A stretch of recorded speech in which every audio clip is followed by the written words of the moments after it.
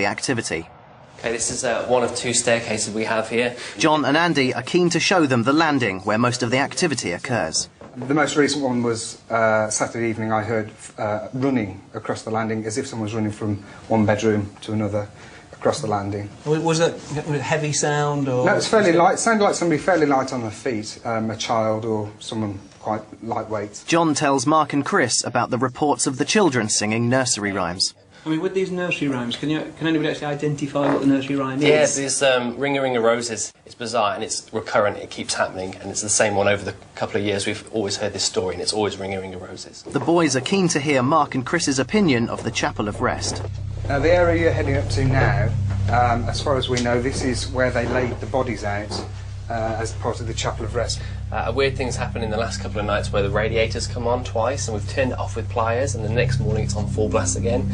And there's also a story about the lights were left on. What's that? Off. This happened the other night after doing the video diary with John. We switched all the lights off and left, and I got to the end of the drive, turned round, and the lights on the landing had come back on.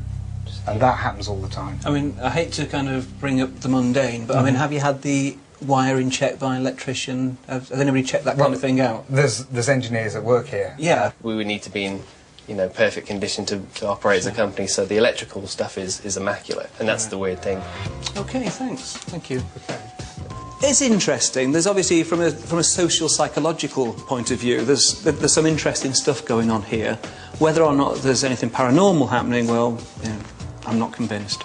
Probably the most interesting to me, and possibly the one that we may be able to capture, is the singing and footsteps on the landing area. I'm going to set up some recording equipment there, see if we can capture what's known as electronic voice phenomena, or EVP, see if we can capture any of those sounds that they report that they've heard.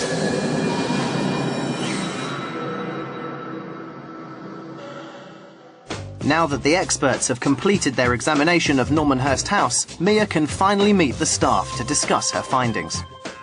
So from here, I've then gone up the stairs. And as I walked up the stairs, my heart rate started to go up more and more. I got onto the landing and stopped. And when I was on the landing, I could hear laughter, but like high laughter, like cackly high laughter. And then like footsteps running, doors going. Mia's experiences in the house have led her to one conclusion. This is what you've got here is poltergeist. But poltergeist means a description of activity. And they move things, normally small objects, and put them in bizarre places quite often. They'll stack things, they move things, they interfere with electrics. Yeah, we've had the lights turn on, and they've been in locked doors. Yeah. So people have to go in, unlock the door, and then turn the light off, thinking, I've already locked this door and turned off the light. And it's kind of it's slightly playful, slightly eerie. You see, they are energy. They are pure energy. And electrical currents are energy. And they just break, they either break it or they pulse it with their energy. And so it's a really easy thing for them to do, and quite dramatic. Can you tell us more about the high cackle? Made me think of child, but the tone was wrong. Do you understand what I'm saying? Yes. Yeah. Children don't, it was like a menacing laugh. But It's it was like a high. child's mentality, but it's kind of grown up. Yes. Yeah. It's a good way of putting it, yes. Yeah. That's exactly how I feel it, because it's like, it's childish in its games and stuff, but it does have a real sinister edge. Is there more than one spirit here, do you think, or is it the same ones moving around? Probably not, because it is, first it's quite rare to have a ghost. So many people think they've got hauntings, and out of every 100, maybe 5 or 6 have. Yeah. But you really have got a haunting. It's not happy, don't know if it's evil, but it's not nice, is a good way of putting it. I can't wait for someone else to get here when I'm in here first. I just sit at my desk thinking, please, someone else arrive. It's live. And what's happening is it's getting stronger. So you would have noticed over the last year, 18 months, that it's picking up. It feeds, these situations feed on fear and attention.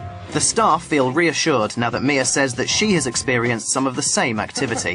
When I first heard what Mia had to say, I was surprised. When she spoke about hearing high voices at the top of the stairs, it did make me feel a bit ill, actually. But she was spot on with the running across the landing and the high-pitched cackling, and that was spot on, amazingly. Tonight, psychic Mia Dolan, skeptic Professor Chris French, and paranormal investigator Mark Webb will conduct a night-long vigil with Andy, John and Julia that will last until daybreak. Their aim will be to discover precisely what has frightened staff at Normanhurst House and to see if there's any rational explanation for the supposedly supernatural activity. Our cameras will be filming throughout the experiment.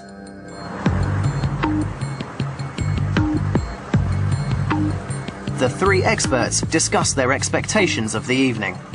Well, I'm really excited about tonight. I think that this house is probably the best that we've come across. Mia and Mark are looking forward to an eventful vigil. I'm just interested to find out what's really excited you about the house. The landing upstairs, I got so confused with all this different information. I didn't know which area to go to. And that's been confirmed that that's like a hotspot. So I think we should really do something there. And the room, you know, the room with the weird balcony area you go in? Yes. Definitely. So they're my exciting ones. The studio, I walked into one room, it's a recording studio, it's a radio studio. I didn't know I was going into it. But it's, I know they've had activity there. And I know you're all going to say it's because they're late at night and they're bored and their minds are wandering. But it was occurred to me. Yes, but it really struck me, and I think that from my point of view, it's because when they're on their own, it's attracted to them because they are the only people there. So that's the areas I'm interested in. Chris, although sceptical, is prepared to see if they can come up with something to convince him otherwise. But like you say, you know, they're working there late, they're tired. People do see things and hear things that aren't there. What will impress me is if we could actually get some, you know, hard evidence. So, I mean, what are you going to focus on tonight, Mark? I think it's really going to be a case of EVP, audio, try and pick some of the audio up. Is that the same as like that white sound, what they call white noise? That's the one, yes.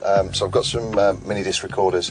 I thought maybe it's interesting that you mentioned it, the upper landing, where a lot of the noises are heard. I think we should have one there. And a lot of the sounds have been heard from downstairs. So I think if we rig one up downstairs, one upstairs, so if anything is heard, we can obviously see if it's been picked up in both areas. What I'll be interested in during the vigil is how will people interact? Is it going to be the case that when everybody's sitting around here in the dark, we get this situation where one after the other people are kind of psyching themselves up and get themselves off into a real state and genuinely frightened, but perhaps over nothing?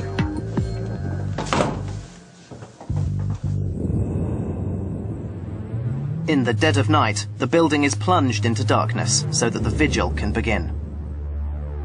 Static cameras are set up in the locations where people have reported the most activity, upstairs on the landing and facing the chapel. The team will also investigate the studio on the ground floor. Skeptic Chris is positioned in the Winnebago to observe all the activity on the monitors. Mia, Mark, Julia, John and Andy all make their way upstairs and settle on the landing.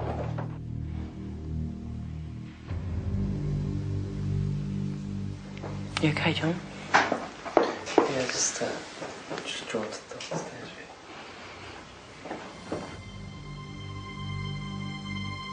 Almost immediately, Andy feels something.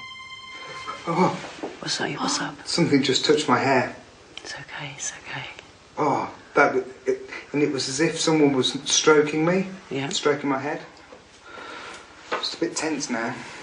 Okay, relax. It's scary when it first happens. It felt so real, as if it was like a real person doing it. I felt the touch. Yeah. And it was not just being touched, it was being stroked. And there it goes again. That is weird. Exactly the same place. On your head? Yeah.